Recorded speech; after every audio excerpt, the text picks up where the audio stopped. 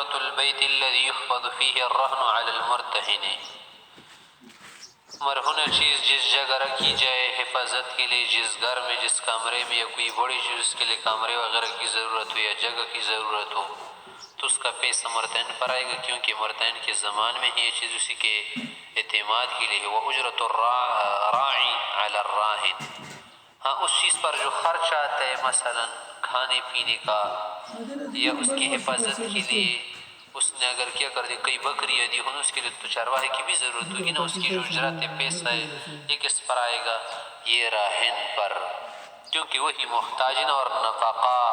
اور اس کی جو نما ہے نا زیادتی بچے وغیرہ وہ راہنی کو ملتے ہیں۔ وَنَفَقَةُ الرَّهْنِ عَلَى الرَّاهِنِ، رہن کا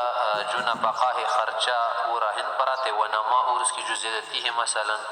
اس نے درخت دیے ہیں نا، درختوں سے جو پھل آتا ہے یا بکری یا کچھ سامان دے اسے جو پیسے آتے ہیں وہ راہن کو ملتے ہیں۔ للراہن فیکن النماء رہنا مع الاصل، ہاں یہ جو نما ہے نا مزید چیز بچے ہیں فرا ہے یہ اصل کے ساتھ رہن کے طور پر رکھی جائیں گے۔ فإن هلك النماء هلك بغیر شيء، ہاں جو زیادتی ہلاک ہوتی ہے نا یہ بغیر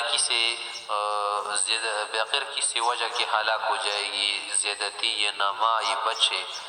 آپ نے مثلا اس کے پاس بکری رکھی ہے نا راہن کے طور پر، اس کا بچہ ہو گیا تھا کچھ دنوں بعد پھر وہی بچہ مر گیا، تو کیا آپ یہ کہیں گے کہ یہ بچہ 3000 کا تو سمجھ کے کیا کر دو 3000 کا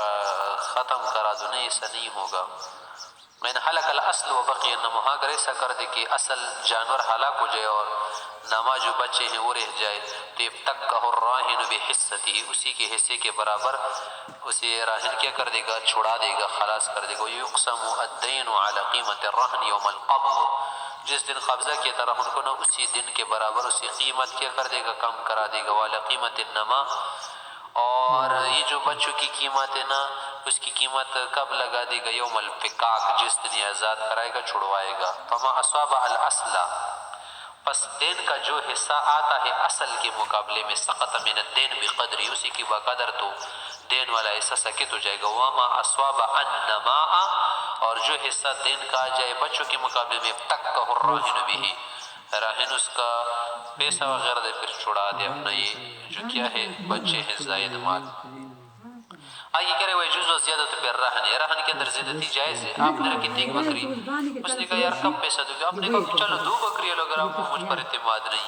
تیسی زیادتی کر سکتے۔ ولا جز و زیادت پہ دین ہے، ہاں دین کے اندر تو زیادتی نہیں ہو سکتی، کیونکہ دین تو ہے ہی اتنا۔ عند ابی حنیفہ محمد رحمہ اللہ، ولا يصير الرهن رهنا بهما، اور جو رہن رکھی گا یہ رہن ہو گئی نہیں پھر۔ وقال ابو یوسف رحمہ اللہ وجائز، امام یوسف سے فرماتے ہیں کہ دین کے اندر بھی زیادتی جائز ہے، یعنی پیسوں کے اندر۔ وَإِذَا رَهَنَ عَيْنًا وَاحِدَةً عِنْدَ رَجُلَيْنِ بِدَيْنٍ لِكُلِّ وَاحِدٍ مِّنْهُمَا جَازَ،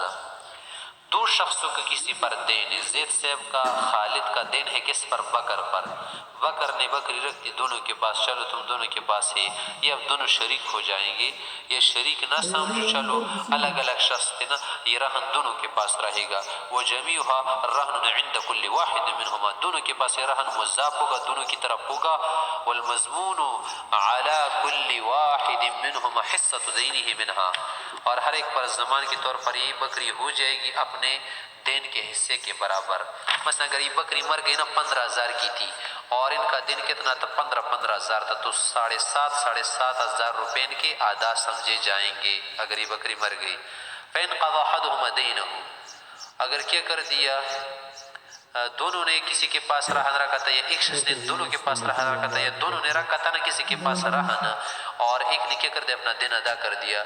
تو کانا کلہ رہن فی ید الاخر، ویسے نہیں کر سکتے کہ کیا کر دو یہ پیسہ تو ذرا مجھے، یہ بکری مجھے ذرا کیا کر دو، کوئی چیز رکھی ہے واپس کر دو، کیوں واپس کر دو؟ یہ جو سامان آپ نے رکھا تھا نا پورا دین کے مقابلے میں رکھا تھا، اب جب اس نے پورا دین ادا نہیں کیا، ادا کیا ہے تو کیا آپ اس سے چھوٹ جائیں گے؟ نہیں چھوٹ سکتا۔ حتی استوفی دینہ، ہاں جب پورا دین ادا کر دے گا وہ وصول کرے گا اس سے، تب جو ہے اس سے اپنا سامان لے سکتے۔ ومن باع عبدا على ان يرهنه المشتري بالثمن شيء بعينه فامتنع المشتري بتسليم الرهن لم يجبر عليه، ایک شخص نے غلام بیچ دیا اس شرط پر بیچ دیا کہ مشتری جو ہے نا اس ثمن کے مقابلے میں کیا کرے گا،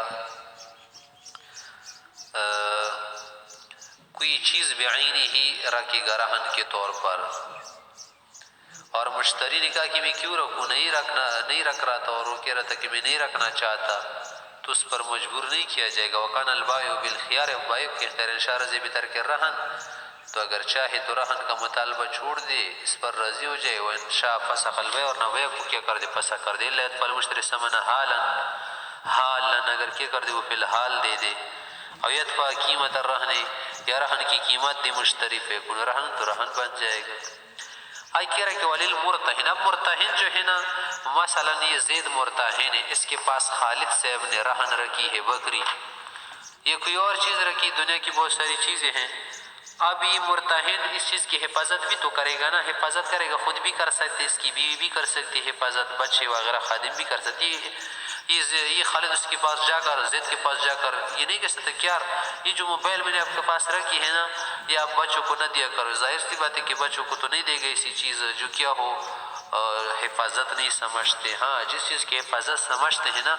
ان پر یہ اعتراض نہیں کر سکتا۔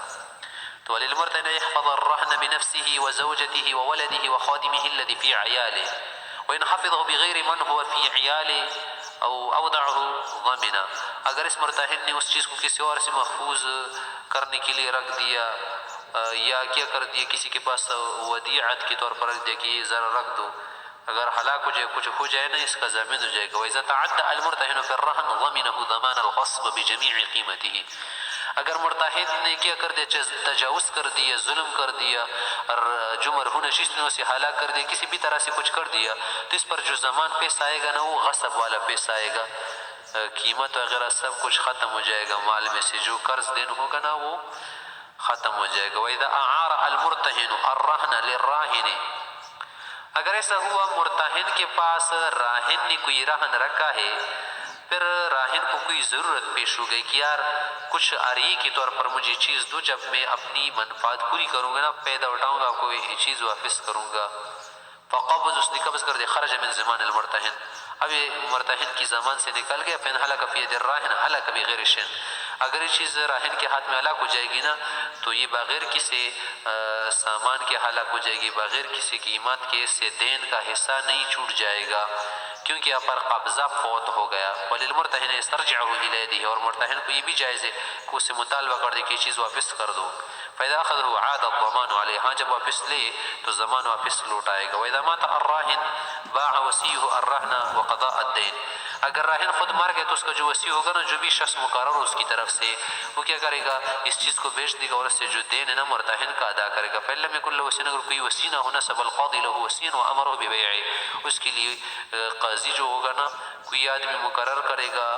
اور پھر وہی کیا کرے گا، اس چیز کو بیچ دے گا اور اس سے مرتہن کے پیسے ادا کرے گا۔